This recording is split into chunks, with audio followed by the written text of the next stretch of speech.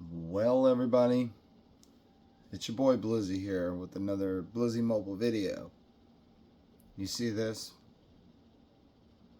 Do we see that? Sorry if you can only see me kind of in the reflection there, but hey, that's a hello. And my iPhone 14 Pro Max has been signed out of my iCloud and has been totally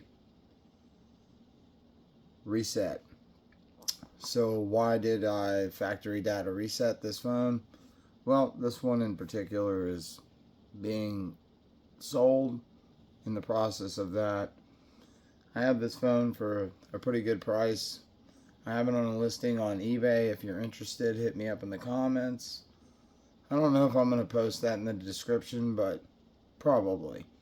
So if you're interested in snagging up a 14 Pro Max, hey, it's a good chance to get you a good deal on a basically a brand new phone. I've used it on and off, as you guys have been seeing with the channel. I used the S23 Ultra and the 14 Pro Max back and forth through my week. Well, made a big decision, and it really wasn't that hard for me. The S23 Ultra is just a little bit more of a package that is just that much easier for me to adapt to.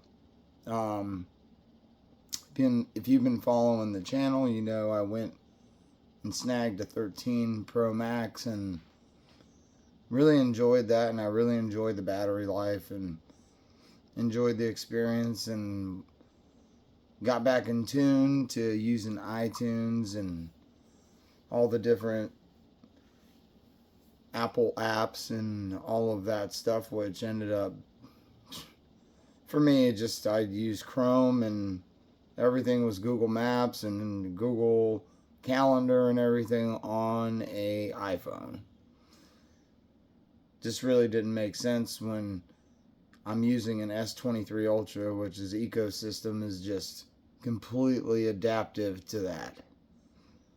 Apple's not so friendly when it comes to adapting simple things as autofill, and using the different pay methods between two different devices is a handful when you're using an Apple iPhone 14 Pro Max, and then you're using the S23 Ultra with the Google Pay and Apple Pay and Samsung Wallet and Samsung Pay. It's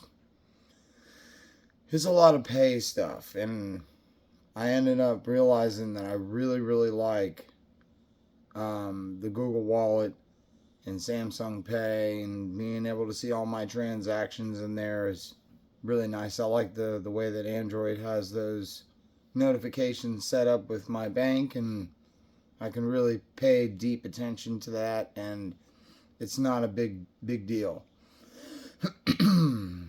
Why did I just decide to get rid of this? Well, the payoff on this is right there, and I have an opportunity to save some money on a bill every month. I've been using two phones and then the Apple Watch Ultra on top of that for some time now, and I like making these videos for you guys, but this is just a small part of this that I wanted to share with you when it's time to move on.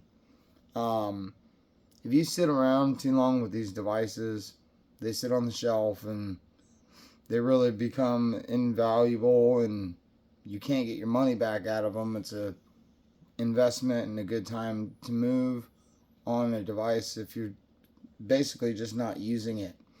I really like the Apple's operating system. It's good, but Android is my deal. I like side loading.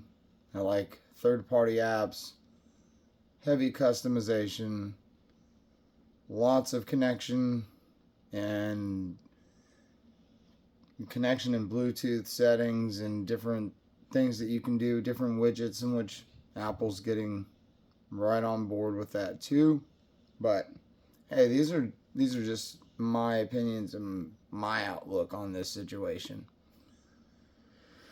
I really told myself that I would carry both of these devices and go back and forth, and I would kind of naturally just, hey, see which one you like to pick up and which one you just naturally just go to.